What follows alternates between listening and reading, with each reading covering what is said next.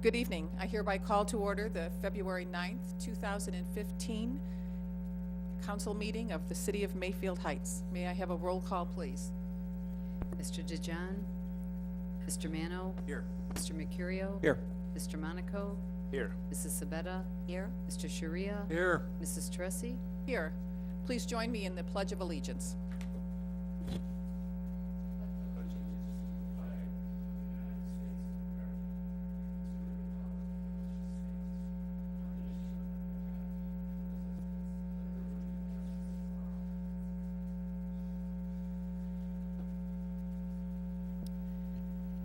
Before we begin, we have a special presentation this evening, and we would like to welcome our guests, Charles Class and Mike Thome, the Chief Executive Officer of Northern Ohio Western Lake Erie Blood Services of the American Red Cross.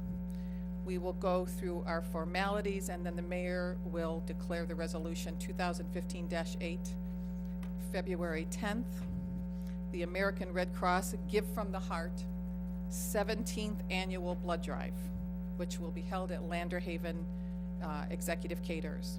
Is there a motion to suspend the rules? So. Moved by Mr. Mano, seconded by Mr. Monaco. Roll call on the motion to suspend.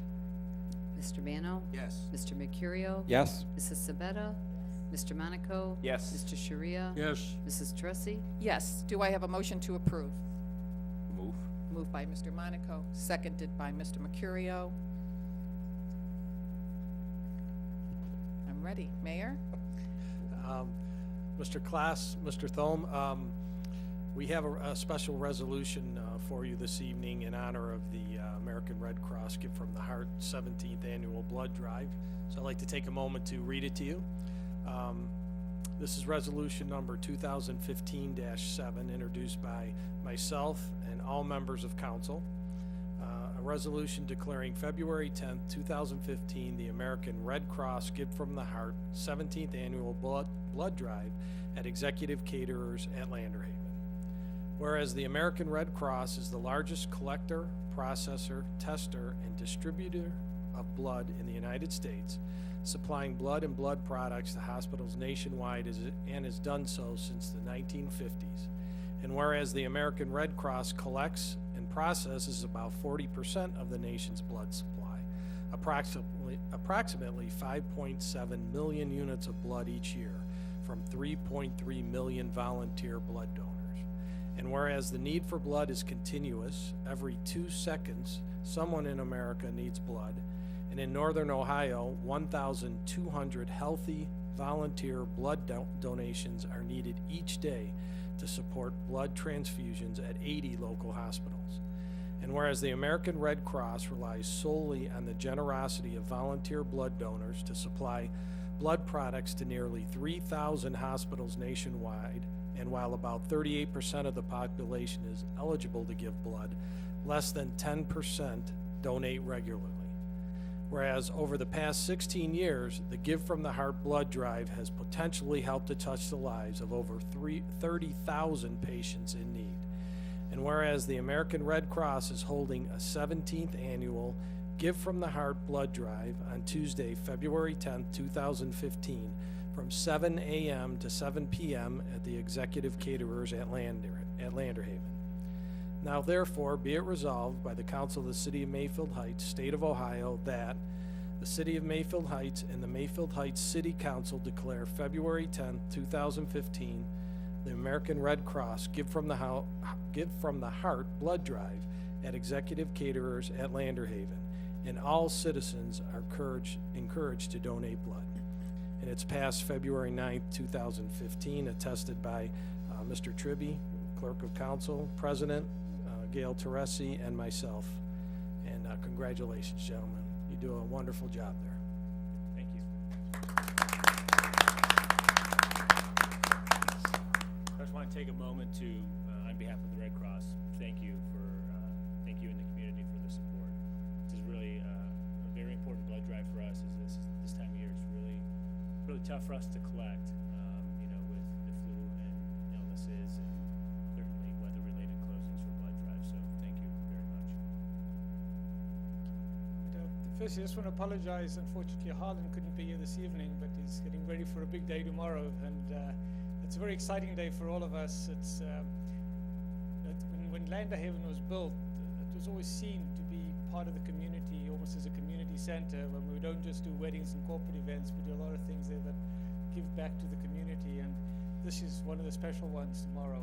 And we're hoping the weather will cooperate and we'll get those 1,000 people.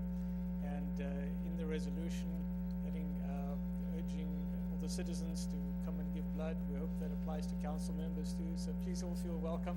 We'll give you some lunch, we'll give you some dinner, whatever it is. And it's going to be quite a day tomorrow. And thank you for your support. Thank you. Thank you.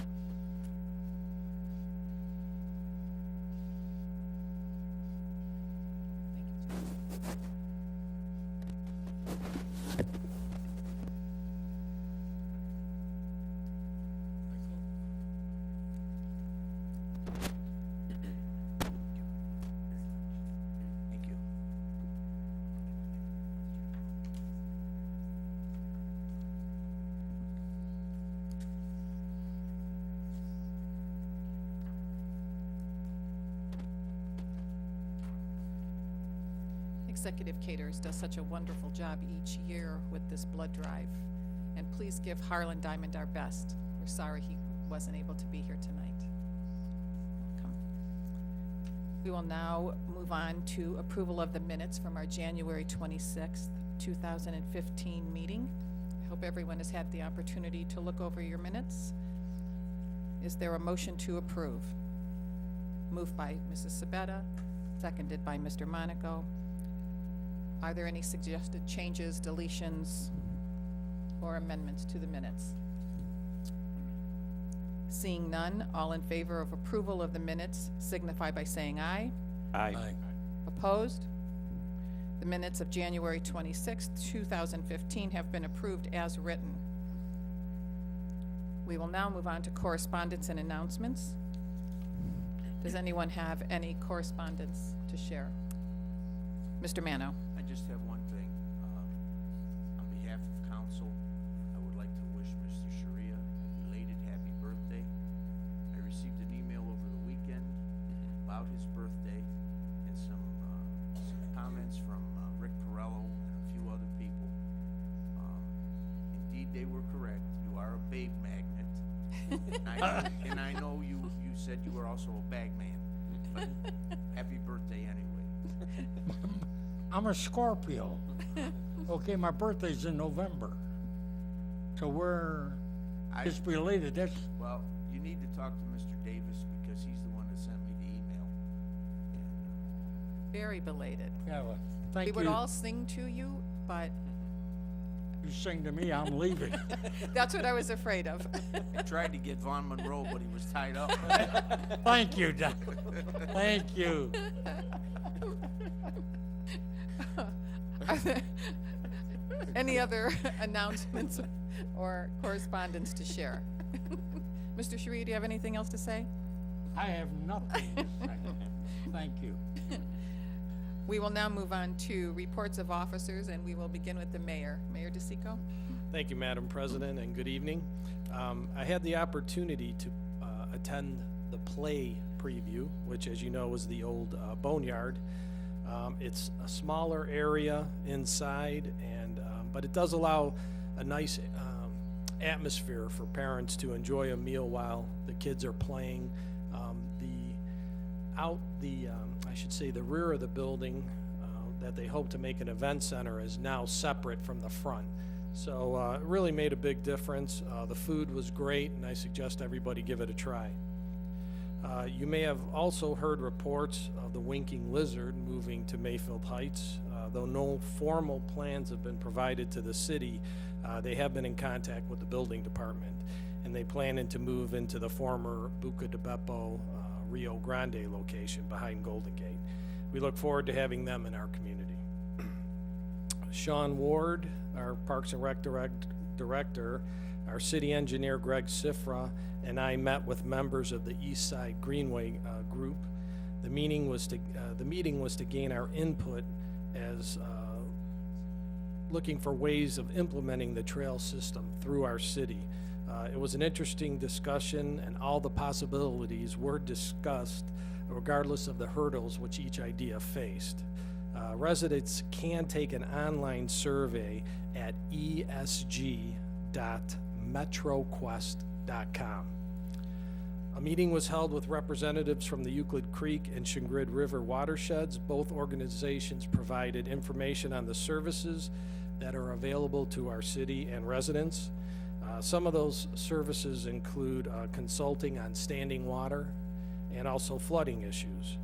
We also look forward to working on a potential rain garden and wildflower project in the city. Civic Plus revealed the first draft of the website to us. All departments were involved in the reveal and a follow-up review. Suggested revisions were sent to Civic Plus today. Internet designees from each department will receive training next week. I believe residents in the business community are going to be pleased with the ease and use and the interactivity of the site, which should be online mid-March. Today I met with the administrator and deputy administrator of the County Department of Emergency Management. We discussed the role the Emergency Management Office plays with regards to our safety forces, focusing on support and training. Chief Elliott is the city's emergency coordinator and serves as the point of contact between the office and our community. The City Focus State of the City edition is slated to hit mailbox this week. Please keep an eye on it for that. And finally, the city is pleased to offer numerous points of contact to keep residents informed of important information and alerts. We offer several outlets, knowing that not all of our residents have the same access to each medium. I urge all residents to check in regularly to at least one of those mediums that include the website, Facebook, Twitter, City Hall signboard, Community Center signboard, Channel 20, Civic Ready mass notification, and or AM 1700. We post information, but find that many residents still do not receive the news that can be helpful and convenient to them. Please encourage your friends and neighbors to do the same as well. And that concludes my report. Thank you, Mayor. Are there any questions for the mayor? Mayor, do you know what the channel is if you have UVerse instead of Time Warner? Yeah, I have UVerse. You go to the Community Access channel. Oh boy, I gotta think of what it is. You go on there, and then once you're on there, you scroll to the city access. I think Mr. Mercurio's 99. That is it. 99. Thanks, Joe. channel 99. Okay. Now, once you get there, you're not on the station itself. You have to. It's an interactive channel that you go on there and find Mayfield Heights on there. Okay. I've had a couple residents ask, and I just wanted to give them the correct information for that. Any other questions for the mayor?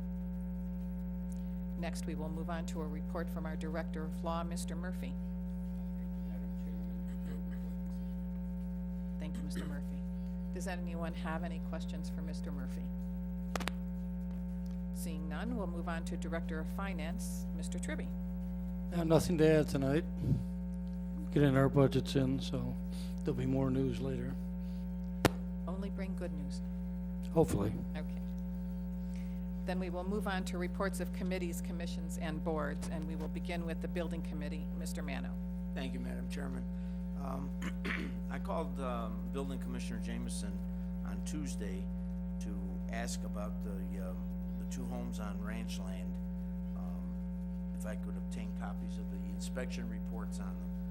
And it kind of led into a impromptu meeting that lasted the better part of an hour or so. Anyway, the home at 1382 was sold at sheriff's sale in the amount of $40,300. However, they were only required to put $5,000 in escrow for the repairs. And I'm looking through the report reports here, and I'm seeing all these different things, and wondering why a property that was set for demolition, all of a sudden only needs $5,000 to secure its repair to make it habitable again. So I asked Mr. Jameson if he would do a couple of things for me. Number one, I wanted to know if there was a possibility of myself or any other member of council to inspect that house, or not inspect it, but tour that house prior to the rehab being done there. He said he would let me know on that. And I also asked him that once the rehab starts, if he would keep council informed with updates as to what's being done, what's been inspected, what's been passed, and so on and so forth. You know, you got a property that's been abandoned for a number of years with no heat. The basement's full of water. They couldn't even get into the basement. There's just a ton of things there. And I just want to make sure that if somebody indeed is going to rehab this property, that it's done to the letter of the law as far as our codes and ordinance are concerned. And he said he would do that. I understand the person that bought the house works for the bank that was holding the title on the house. So those residents over there, I've had several phone calls and emails from residents on Fruitland that are very, very disheartened and feel that the city has abandoned them on the issues of those two homes. They cannot understand all what took place. You try to explain it to them, but they really don't want to hear the explanation. They just want something done. They're tired of putting up with what they've got there. So hopefully the meeting with Mr. Jameson will bear some fruit, and we'll get an opportunity to kind of shepherd this thing through on behalf of those residents and make sure that everything is done correctly, the I's are dotted and the T's crossed. So we'll see where it goes from that point. Also, the report that we got from this Heritage Foundation was quite interesting, and it looks like they can do an awful lot of good in the city. There's been a lot of people have applied for their services, and the only thing that perplexes me is that there was a couple of them on here that if indeed they are in that bad a condition, I'd like to know if our building department had ever inspected those and written them up, or if they were missed. Because it seems like there's some pretty extensive problems with some of these properties. But this looks like it's going to be a good means for residents to be able to get the funding to get their properties in shape. That's all I have. Thank you. I do have a question, and I don't know who can answer the question. Maybe it's the mayor. Is there a procedure, or maybe Mr. Tribby, is there a procedure to determine what the escrow amount is when there's a home that that's for sale and we have to have an escrow account? Is there a procedure to determine if it's $1,000 or $5,000 or? Okay, that was, I apologize. I don't know if there's an exact procedure. I know I believe in the codified ordinances, 15,000 is the max. In having this discussion with Mr. Jameson, he wasn't worried about getting so much in escrow because one way or another, the repairs that they note are gonna have to be done in order for the house to be occupied. So one way or the other, whatever they find there needs to be repaired, whether it's in escrow or whether it's not in escrow. And that was part of my questioning of Mr. Jameson. I said, if that's the case, if that's what the city is relying on to make sure everything is done properly, is there a time frame on this? I mean, is this guy gonna take 2 years to do all this work? In fairness to those residents, those neighbors, I think there should be a date certain for start and a close estimate as far as the completion of the repairs, so that those residents get some relief. Madam President? Yes, Mayor. I would ask, our law director if that's something that we could address. Could we put a time limit on from the time they take possession of the house until, we require it to be at a certain point physically? Rather than a time limit or a time constraint, I would say that there could be milestones that, as you hit, that you have to do it within a certain amount of time, depending on, how badly the property is in disrepair. But, as for a set time to do everything, that probably would be difficult. But, the whole procedure is set out in the ordinances, and as Mr. Mano said, it's difficult. It takes a long time to get a property into a position where you can tear it down, as long as they're making progress. And I say that loosely. As long as they're making progress, then, we're kind of, tied to watching them and hoping that they'll do something to renovate it. Now, he had mentioned the one on Ranchland has water in the basement, a number of other things, so the 5,000 seems like a too small an amount, but Mr. Jameson would have to address that. Mr. Monaco? I'd just like to add that the county has allocated $100,000 to each community in Cuyahoga County for demolishing of buildings, and that would apply to residential and commercial. The only stipulation is that on a commercial hand, the demolition cannot be over $100,000.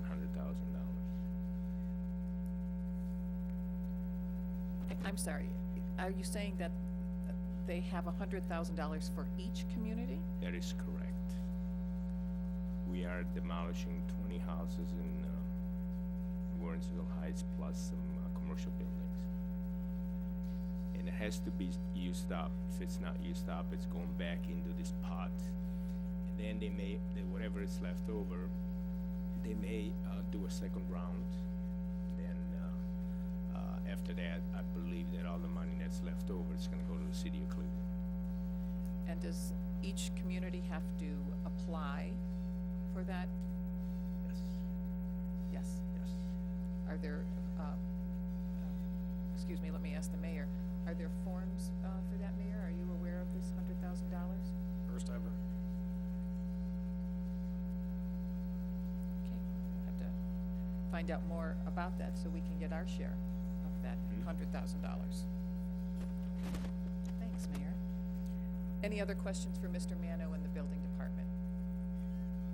Thank you, Mr. Mano, for your report. We'll move on to Finance and Audit Committee. Mr. Mercurio. Thank you, Madam President. I have no report tonight, but as soon as Mr. Tribby is all set with the preliminary budget, I will go ahead and schedule a meeting so we can go ahead and review that. Thank you very much. Are there any questions for Mr. Mercurio? We will move on to the Legislative Committee. Mr. Monaco. Thank you. I have no report this evening. However, I would like to get some feedback on the ordinance that I presented to you regarding grass. Yes, we're going to schedule a meeting Okay, thank you. for that, and I did speak with the city planner that you had mentioned, and I'm going to schedule a committee of the whole where we can talk about our fence ordinance and our sign ordinance.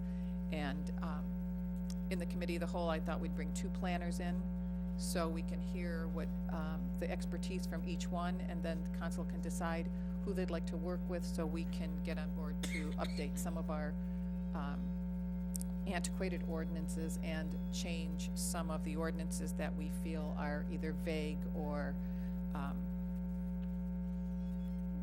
outdated or don't fit our needs today, since things have changed. So I will schedule that meeting, Mr. Monaco. Thank you. You're welcome. Are there any questions for Mr. Monaco? We will move on to Public Works and Service. Mr. Sharia. Thank you. 4 service department employees have been certified as welders. They took a training course in the mechanics garage, 30-hour course, all passed, all have been certified. As far as global warming is concerned, the snowstorm that started on February 1, about 10 days before my birthday, and lasted until February 5th, had the service department log in about 250 hours of overtime. The trucks were out 24 hours a day from Sunday morning through early Thursday, and they were removing snow on the main roads and the sidewalks. And they used an estimated 600 tons of salt. Mr. Mano, it's 2,000 pounds to a ton. Thank you. I know a lot of that snow ended up in my driveway apron. They did have one truck break down, and that put them using out their 4 2.5-ton trucks, 3 1-ton trucks, 2 pickups, and 2 machines. That concludes my report. Thank you. Thank you, Mr. Sharia. Are there any questions for Mr. Sharia? Mr. Monaco? Do we have any salt left? We have plenty of salt, don't we, Mr. Tribby? Yeah, I just got invoices today for about 500 tons. We've been billed for 4,750 tons of salt. The top year for salt was 2002. We bought 7,700 tons. Hopefully, we will not break that record. Hope not. Thank you. Thank you. Any other questions for Mr. Sharia? Okay, we will move on to Recreation and Parks Committee. Mrs. Sabetta. Thank you, Madam President. Parks and Recreation had their meeting on January 27th. The agenda included the Winter Frozen Land Fairy Tale Party. About 86 people attended, and a special thank you to the Frozen characters, Anna, Juliana Tate, Elsa, Maria Schreiner, and Bridget Daig as Kristoff. They were a wonderful contribution to this event. Many little prince and princesses were enchanted that day. The annual Taste of Italy dinner this Saturday, which is Valentine's Day, at the Ross DeJohn Community Center. Please call for tickets at the Park and Recreation. The 2015 dates for the Mayfield Heights Unity Days and the 2014 expenses were also discussed. A chairperson for the Bunny Brunch in March was also elected. The discussion of ordinance number 2015-4, an ordinance setting the fee for the rental of the Mayfield Heights pavilions was also held. This ordinance is on tonight's agenda. Parks and Recreation recommends the fee amount to rent the pavilions at $50. A motion to amend the fee amount will be made when the ordinance is addressed. A reminder to attend the annual Family Fun Night, Saturday, February 21st, from 6 to 9 at the Wildcat Sport and Fitness. The next Park and Recreation meeting is Tuesday, February 24th at 7 p.m. here in Council Chambers. That concludes my report. Thank you, Mrs. Sabetta. Are there any questions for Mrs. Sabetta? Mr. Mercurio. Do you have a start time for the Taste of Italy this Saturday? 6:30. Thank you. Any other questions for Mrs. Sabetta? We will move on to the Safety and Transportation Committee, which is Mr. DeJohn, who is absent. Mr. Sharia, would you happen to have, as co-chair, would no, you? I don't. No, you don't. Okay, well. Just thought I would ask. It's been a tough night. So we have no report for the Safety and Transportation Committee this evening. We will move on to the Board of Zoning Appeals. Mr. Mercurio. Thank you, Madam President. We have a scheduled meeting for tomorrow night at 7:30 right here in Council Chambers. Thank you very much. Are there any questions for Mr. Mercurio? The next report is for Commission on Aging, and that is my report. The Commission on Aging meeting that was scheduled for February 3rd was canceled due to inclement weather, and the next meeting will be held Tuesday, March 3rd at 5 p.m. here in council chambers. Mayor? I Thank you, Madam Saw that President. finger go up.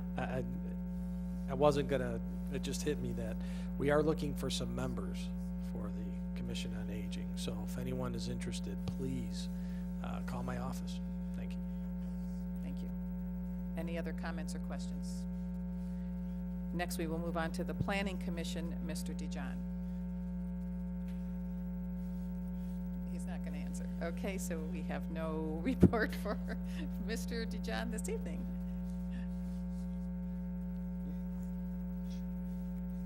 It's you. Mayor, do you have a report? Yeah, I do. The Planning Commission had one issue on our agenda, and it was tabled until next meeting. So really, it was an uneventful meeting. It was the Paninis. And do you know when the next meeting is going to be held? It will be a week from today. Thank you very much. And our next committee is the Mayfield Union Cemetery, Mrs. Sabetta. No report, thank you. Thank you. Next, we will move on to the public portion of our meeting pursuant to Section 121.02, Section H8 of the Codified Ordinances. Each person will be allotted 5 minutes to speak with a maximum of 30 minutes allotted for the entire public portion. Although this is not a time for public debate, this is your opportunity to address council with any of your concerns. Please know that there will be no personal attacks or comments allowed during the public portion. Also, if you are here in connection with an agenda item, this is your opportunity to address council. If you would like to be heard this evening, please raise your hand and be recognized. Approach the podium, state your name and address for the record. It is now 7:34, and I will open the public portion. Would anyone like to come forward and be heard? Yes, ma'am. Yes, and you have to make sure the microphone is on. It is, okay. And please state your name and address for the record. Yes, my name is Susan Jerome. I live at 1382 Summit Drive. And I am here requesting that the mayor and council reevaluate bringing curbside recycling back to the city. I have some figures that I brought with me. I don't know if Lisa had the opportunity to give you the pieces of paper. I also work for Mayfield Village in the service department, so I have somewhat of a working knowledge of the recycling. That's what I was trying to avoid. Okay. On the first page, these figures came from Jessica at the Cuyahoga County Solid Waste District, and this is where I got quite a bit of my information. I'd like to note some of the more important figures. When we did have curbside recycling, at the last figure was 603 tons, and then when we went to drop off, it dropped 200 tons to 403, and then fluctuated up a little bit and then back down. So it's been a loss on recycling. On the next column, you see that's our solid waste, and then the total generation is recycling, solid waste, the yard waste that the gentlemen pick up, like the leaves and twigs, and then our household hazardous waste drop-off that's held, I think, once a year here in June. And that's the paints, the oils, the solvents, all that. Because every February, each city has to do a report to the Cuyahoga County Solid Waste District saying what all these figures are that we collected at the drop-off. So that's where that figure is comprised of all those three things. Then that is how the total recycling rate is determined. And the last column, though, gives you the correct number for the actual drop-off, or what used to be the curbside before, well, until 2010. So it used to be 10% for the first couple of years, and as you could tell where the numbers go. Right now, last year, we were at 5%. So it's half of what we were collecting at one of our highest years. Now, if the next page, if you could go to that, I also got this information from the Cuyahoga County Solid Waste District. Out of the 59 communities in Cuyahoga Cuyahoga County. There are only 3 that do not provide curbside recycling. Mayfield Heights, of course, being one of them. And then you have Maple Heights and North Randall. I wasn't surprised with Maple Heights or North Randall because when you think of those communities, you think of distressed communities. I was sad that we are on that list. I think as the community that we are and the way the world is going towards being more green, that we should be on that train and going in that direction too. Now the next figures that I got are from Kimball. He gave me the general figures. This isn't specifically to Mayfield Heights, Mayfield Village, or anything like that. It's from all the communities they deal with and statewide. These are the general statistics they do to try and determine how you would save money.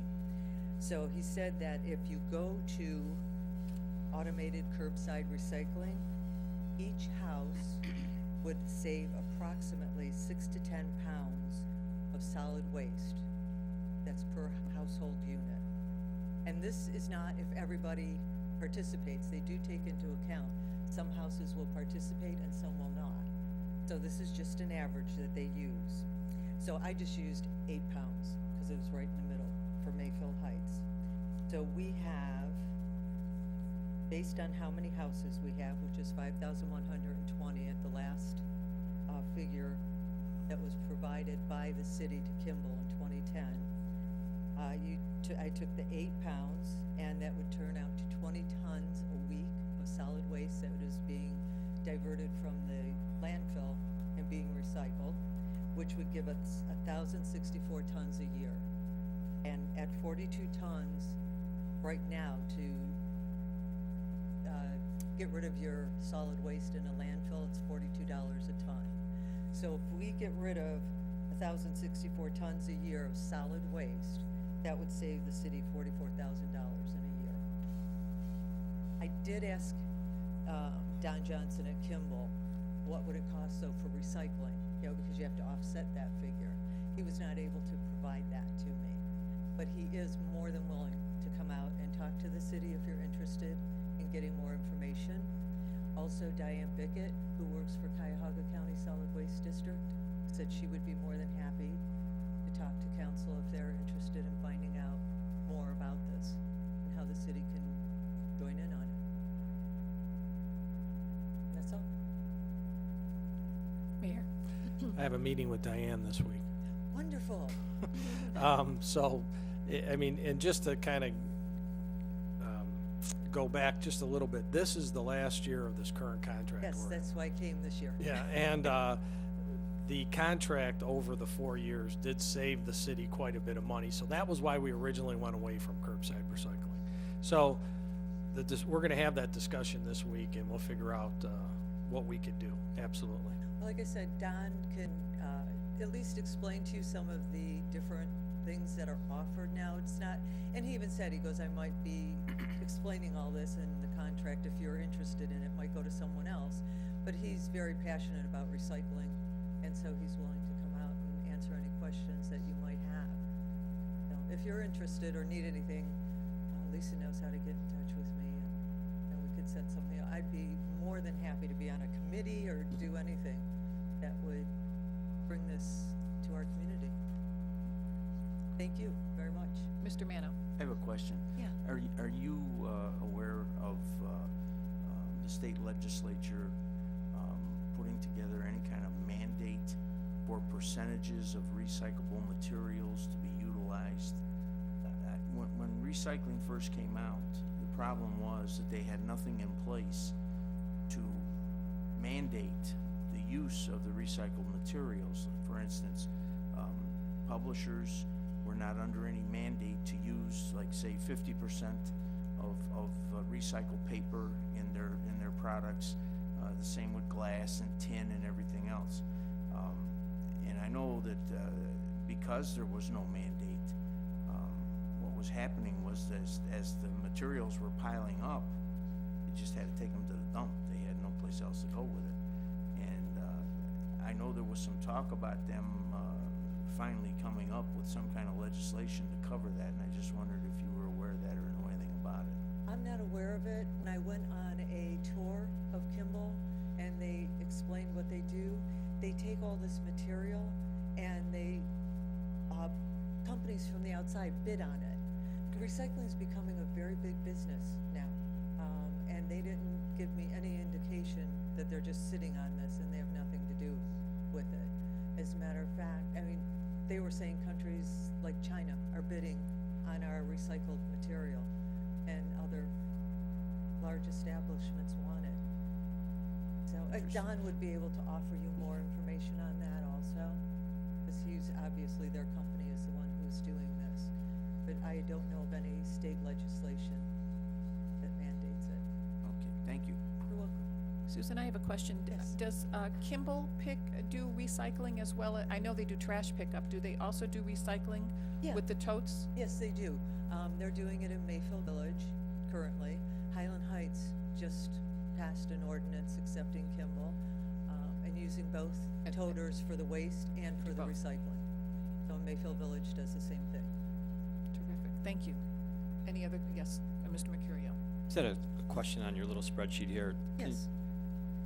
I'm just trying to understand, well, I guess, can you just explain exactly what the curbside drop-off recycling rate is?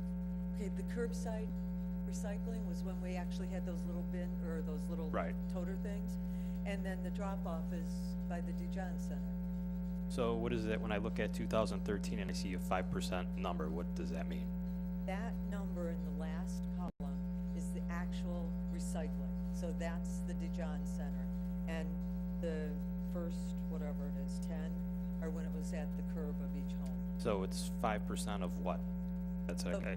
Of the waste that So Mayfield. 5% of total waste is being recycled? That Mayfield Heights, yes, generates. Okay, and then what's the total recycle rate, that 30%, what is? The 30% is